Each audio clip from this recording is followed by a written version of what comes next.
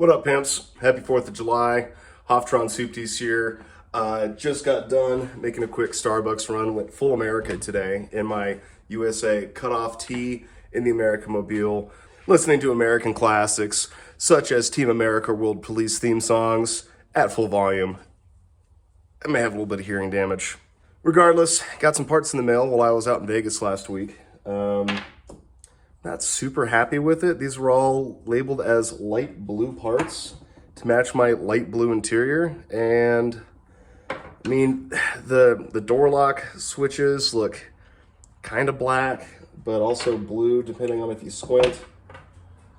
But these are probably the closest to blue that I received. These are really dark navy blue. So I'm gonna pop some on, see how it goes. Replacement visor piece there. You can see that's not even close to a match. I mean, this one looks like it's got boogers all over it, but it should be like a lighter blue. Next pain in the ass job will be removing the driver's side window crank, which was not damaged, and so I'm gonna have to pull it out the good old-fashioned way. I don't have any electrical wire, like a nice twist tie or something, so I'm gonna go with a zip tie and see if I can get this stupid piece out. In case you don't know how these work, it's got this retaining pin. And the idea is for me to create a little loop to grab this end. If I can grab it, then I can pull this retainer out. So we'll see how it goes. So as a reference, I'm going to be trying to pull from basically this side this way to snap that ring out. Let's see how long this takes. And if I need a second hand. Oh God, man, I need something thinner. This thing is tight onto the door card. Hang tight. Try number 2, let's see if I can get at it with a flathead. Wish me luck. Well, it's much looser than before, which means I'm either making progress or I'm breaking it. So, story of my life. Success. Where is it?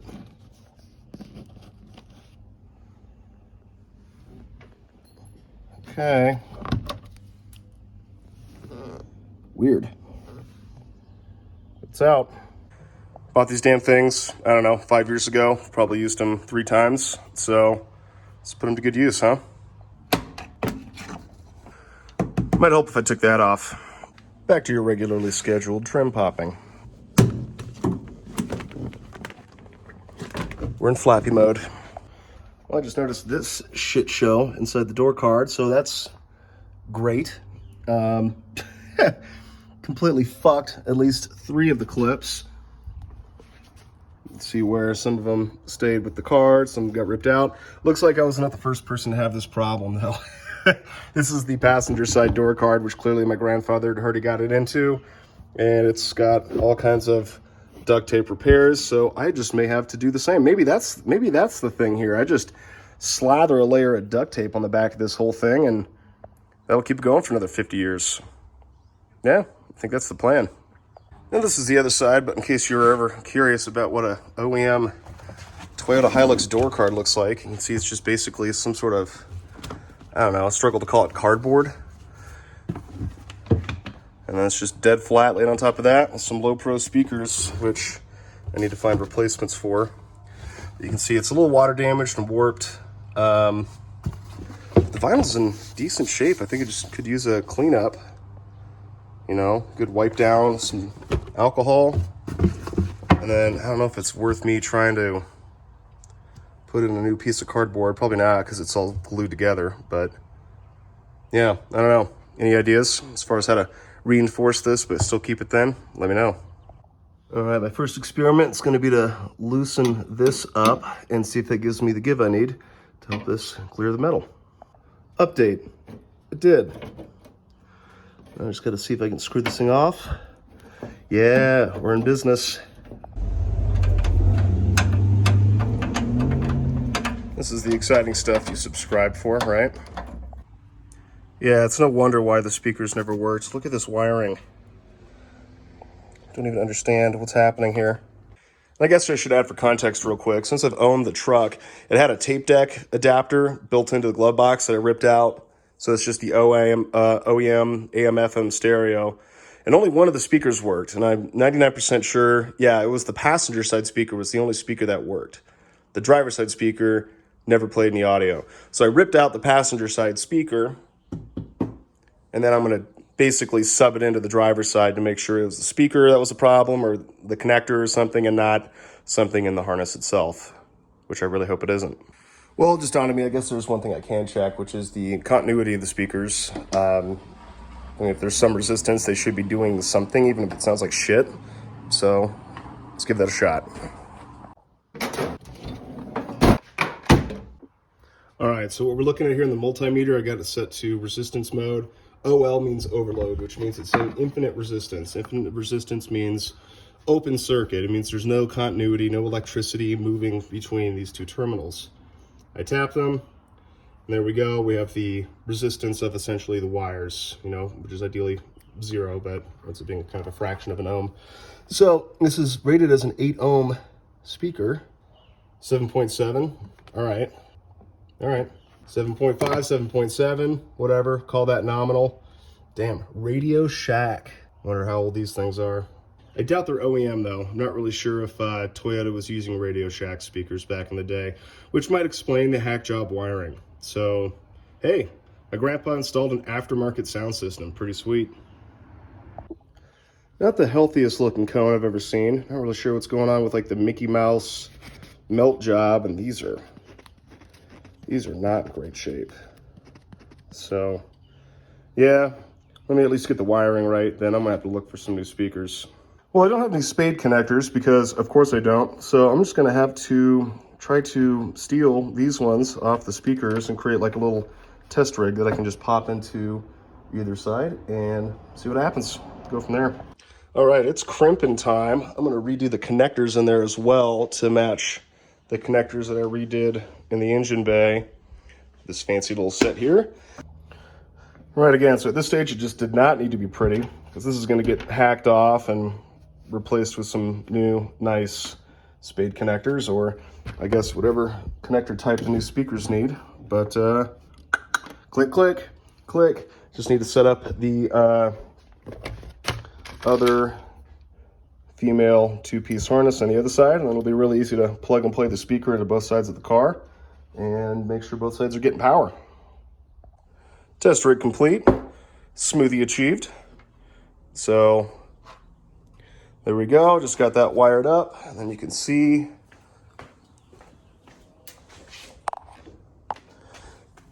this is in the truck, pop, and then same on the other side. Make sure my volume's turned down so I don't deafen myself. Okay, got it on. There's balance left, balance right, so right side wiring is, I mean, it sounds like shit, but it's working. Can't copy strike me if I'm not monetized. Got him! Oh.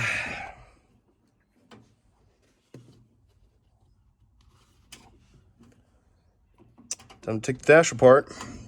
Or, ooh. Yeah.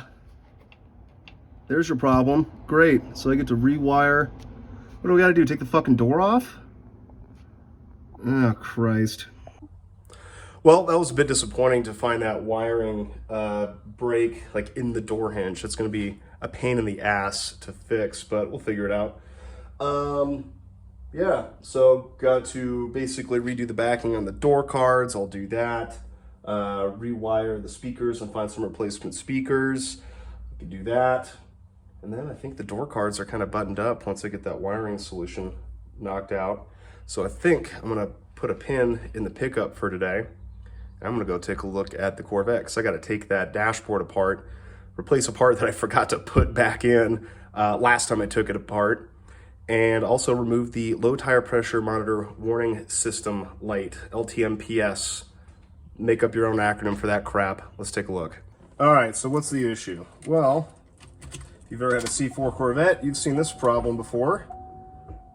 All the lights do their thing.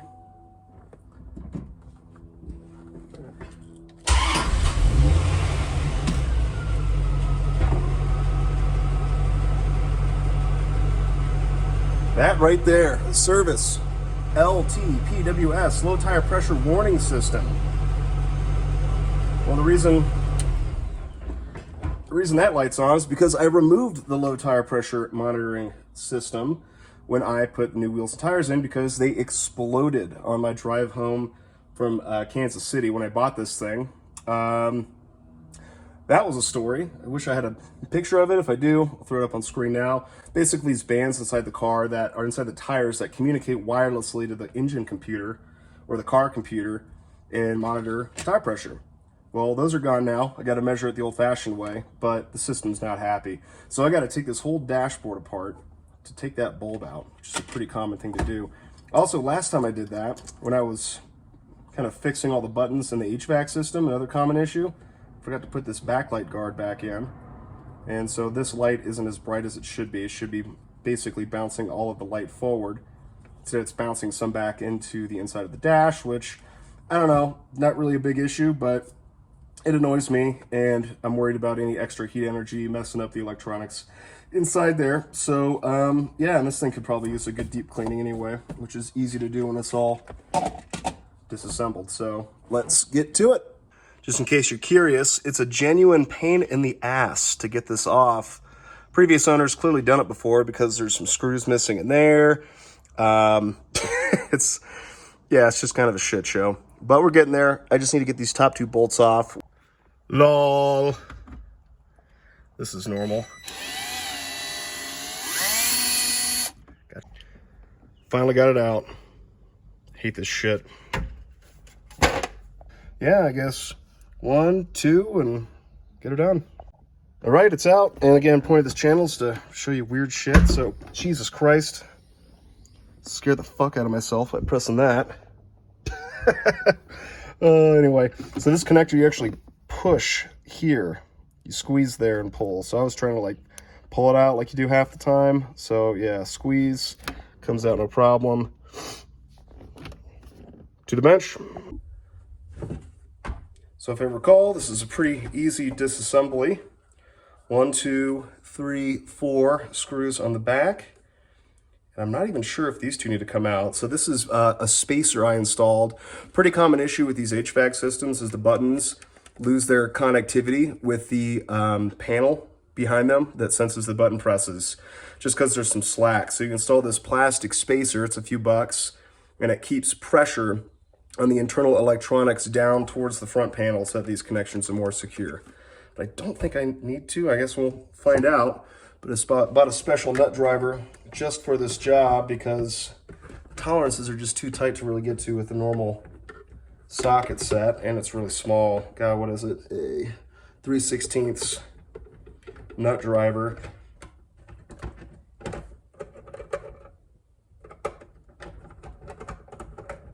Remember this being kind of a balancing act to get back in, so we'll see how much fun reinstallation is.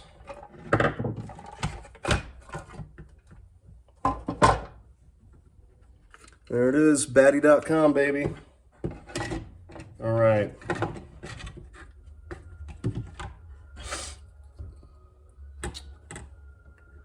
This is the stupid part that I forgot to put back in. Basically just a light shield that directs all visible light forward off this LED. So that's it. Okay, there's some pins here that I'm gonna reseat. You can see these here. Cannot recommend enough the batty.com fix for this, by the way. Between the spacers and the suggestions he gives as far as re-cleaning all the connectors and everything like that, it's working like a charm ever since. Because before I was having troubles where I couldn't move my temperature up or down, or it's kind of intermittent depending on the temperature outside, shit like that. Had a little bit of a panic attack there, thinking I installed the faceplate upside down, but I think we're good. Would not put it past myself, though. So job 1 complete. That's back in. Light looks good. All the buttons work. Now this one, I got to get behind this to remove an LED. So, yeah, again, I don't know. Someone was in here before, but it seems to be 2 Torx, 2 bolts. It appears that I don't need to undo these. I think this could all come out as one piece. So I'm going to hit that one there. Hopefully this whole assembly comes out. For what it's worth, it seems like everything inside this dash is all a 7mm. So that's nice. Thanks for not using mismatched shit. They all seem to be the same length as well, so there's not too much risk of accidentally swapping in screws in wrong spots. Anyway, got this out. All right. Oh, these connectors are tight. I'm not getting much farther out than this. So I start really giving it some love. Now what's back here? Ow, fuck. Sharp things, apparently.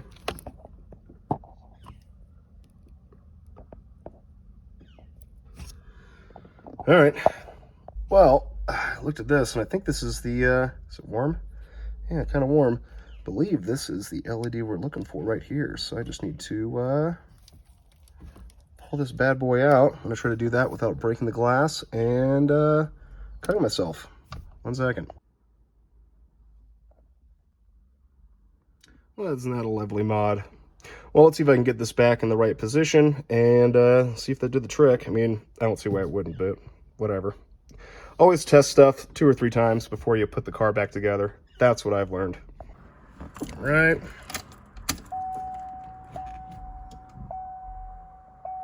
Light is off, which obviously because the LED's been removed. Mission successful. Well, an interior disassembly job wouldn't be complete without losing some hardware. So I got 4 of these. 1, 2, 3, 4 for the center console lid. And that one is now gone forever. So I don't know, maybe one was missing in there and I forgot and I stuck it inside the dash instead. But yeah, it's hidden under a cup holder anyway. Well, sure feels good to get some shit done in the garage. Hope you're having a fantastic 4th of July, and I'll catch you next time. Peace.